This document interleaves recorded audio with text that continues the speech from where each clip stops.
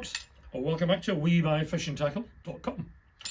You remember a couple of minutes ago in the previous video we talked about Greenheart rods, and in this case a bicycle rod. I was also playing at the beginning of the video with this, which is more like a snooker cue than it is a rod.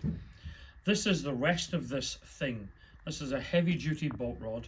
It's got a test curve of about 80 pounds, and if we plug it together with this amazing handle, it still works, but it does not bend. This with the reel weighs about 16 kilos, so you really want to go fishing. A couple of unusual things about this rod. The handle is wrapped in what they call rattan cane, very American. The Americans are really keen on having this instead of cork. It's more robust, it's waterproof, and it's easily wiped down. These are brass fittings. Let me just take the top off before I take out the chandelier. And what's unusual is the reel. You would expect it to come with something like this. This is an Alcox, a Commodore reel, loads of controls on it everywhere. This is for shark if you like, or tuna and tunny if you're fishing down in Cornwall at the moment. Sadly not worth a lot of money. You know, sub £100, sometimes sub £50. However, that's not on this rod.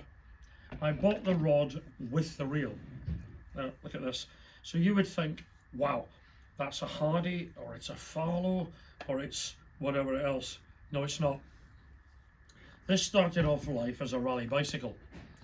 It's the inner drum of this and the spindle is stamped Rally Cycle Works.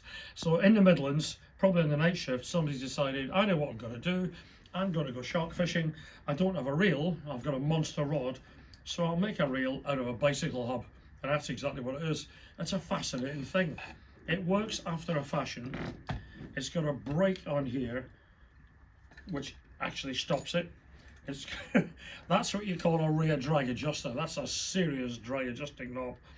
And it's got a lever there that does absolutely nothing. So it needs a tweak. An interesting piece of gear. Commercial value in that is whatever you want to ask for it.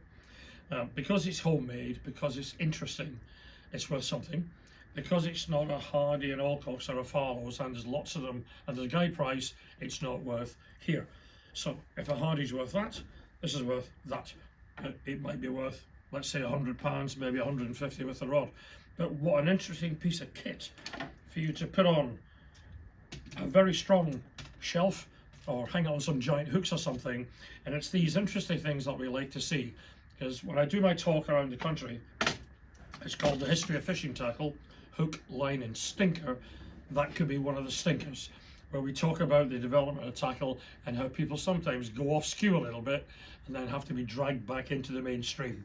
So anything a little bit unusual, take us a couple of photographs, back, front, stick it onto WhatsApp, onto our phone number. I'll have a look and let's talk tackle. See ya.